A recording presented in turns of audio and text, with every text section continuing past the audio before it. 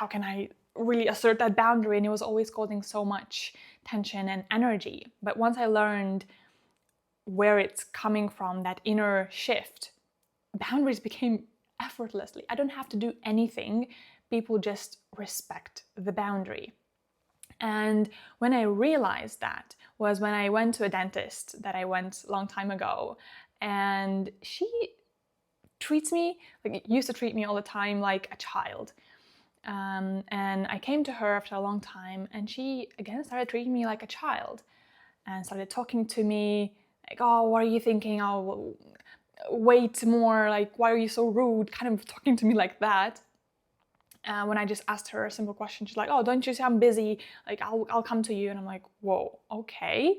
And I noticed inside of me, because I'm practicing a lot of internal, just sensing myself internally, I noticed how my whole body is just kind of shrinking and I'm becoming childish. And I'm like, even talking to her, like, okay, yeah, sorry, in that way. So of course, the dynamic will perpetuate further, because my internal state just became shrinking, as if she's attacking me. And then while she was filling out the paper, I'm like, okay, you know what? Let's shift this, and coming back to my center, to my core, my alignment, which I will talk about later on how to do that and the whole process. But how I did it, just centering back into that place. And immediately, when she turned to me, she started talking so much differently, because I was energetically and responding from that place completely differently.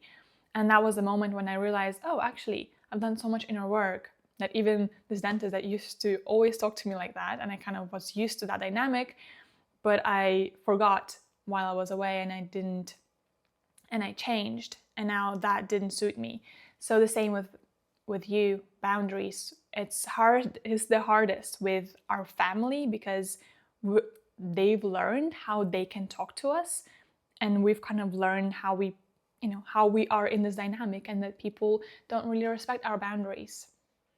And that's why we communicating it requires so much effort. And if you don't have the internal shift, no matter how strongly you will communicate your boundaries, they will not be respected, because it's not coming from the true place.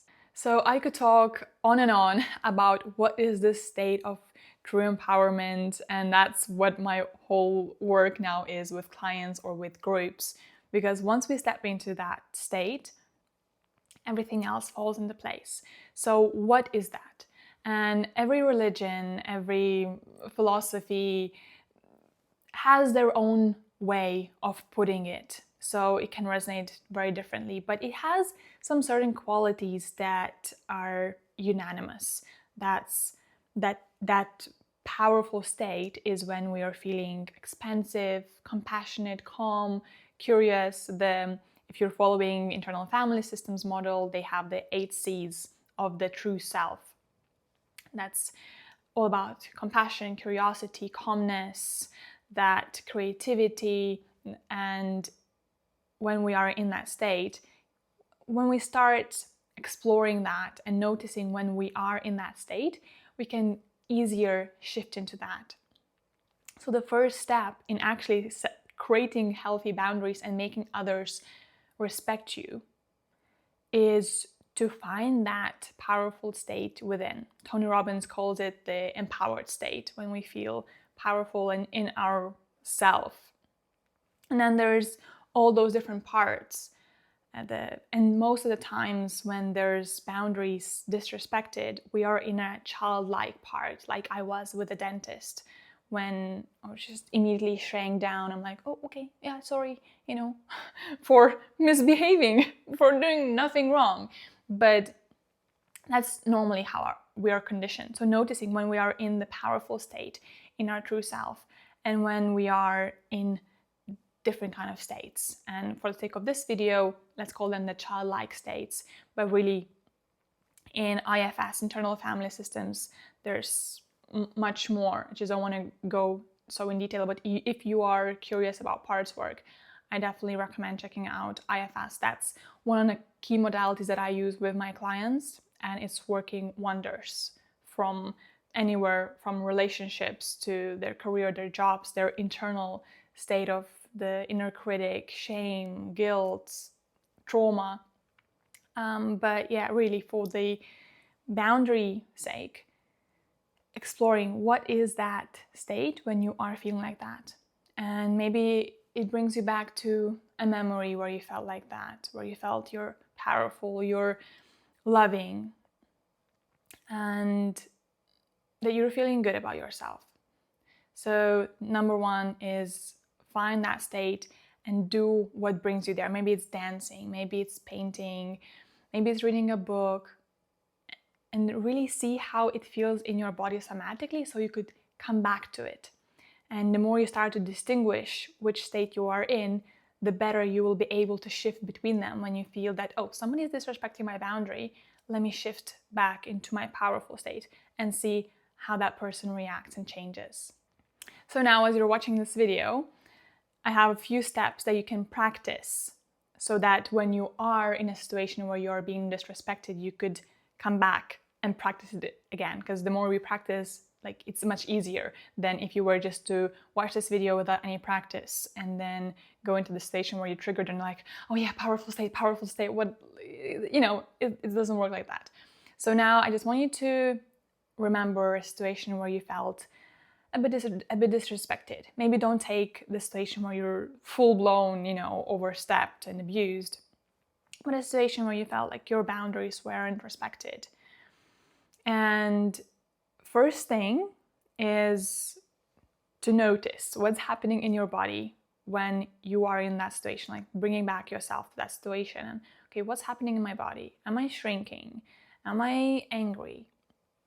And the first step, noticing. And now what you're doing, those are the same exact steps what you would be practicing in the live situation when that's happening. But now just for the practice, first noticing when you are getting triggered, when the boundary is disrespected, and really how does that feel in the body? Shrinking. Most of the time it's the sensation of shrinking, feeling small. And the second step is getting curious about that part. And curiosity is a doorway to your true self, to your powerful self. And because it's much harder to tune into compassion when, you know, there's a triggering situation, but it's much easier to get curious, and after curiosity comes compassion. So first, in any argument, in any situation, is curiosity. Okay, why am I feeling like this? What's happening? What is this childlike part? Why am I feeling defensive or small? And a lot of times, if we are asking inside of us, okay, what does that feeling of shrinking want from us?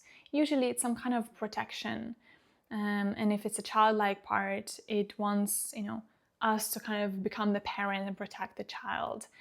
And each time it can be different. And if you go even deeper, you know, you can go to the deeper trauma that's there. But just for the sake of this video and talking about boundaries, the framework, I won't go too much in depth in this process, but just curiosity, what is happening? So instead of judging like, oh, why am I feeling so small and why can't I be my powerful self? Because that will shut you down even more and make you even weaker. That's why we're tuning up curiosity as a second step. Noticing first step, second step, getting curious. And after curiosity, we can start connecting to our true self. Okay, how can I provide that safety or that protection for my inner self? I don't have to, you know, now step up and communicate my boundaries. Sometimes, yes, you do need that. But first, all the work is done internally. And sometimes, like maybe now, as you're doing this exercise, you can pause the video and do some journaling to connect to your true self. Sometimes you need some somatic movement, dancing, maybe shaking. I love shaking. I do it almost every day because there's always something that's left in my body that I haven't processed during the day, and really shaking everything off just feels so amazing. Highly recommend it every day. But really for connecting to your true self, of course, maybe if you're in a situation where that's actually actively happening, your boundaries being overstepped. You can't just start like shaking in a dentist office. That might be pretty weird. But you can go to the bathroom and you can do a little shake, you can do a little wiggle, whatever you need to feel like you're coming back to yourself. And sometimes it's visualization, that maybe you're visualizing your safe space. For me, it's the ocean when the sun is shining. And it really, even now as I'm visualizing, it just brings so much calmness and ease in my body, and I feel immediately so much more relaxed. And you can do that anywhere as well. So that's either visualization, meditation, or journaling, somatic movement, shaking. Sometimes it's humming and letting some sounds out, to do whatever you need to come back to your more powerful self. Sometimes it's standing, in your power state. That really helps. So using those methods, that's the step 3, coming into your true self. And the last step is just to step back into the situation and see how your true self, how that calm, compassionate, curious, expansive version of you would act in the situation and how you would feel. And you can even imagine now how you feel when you're in that situation once you stepped into your whole version of yourself, more whole version of yourself. Does it change? How does your internal state changes? Do you feel more expanded? And now you can't see the reaction of another person because it's an imaginary exercise. But the next time you can do that before going to a meeting with people where they're not respecting you. Holidays are also a perfect way to practice it before going to meet with your family, if they've learned that they can always disrespect you and that's okay.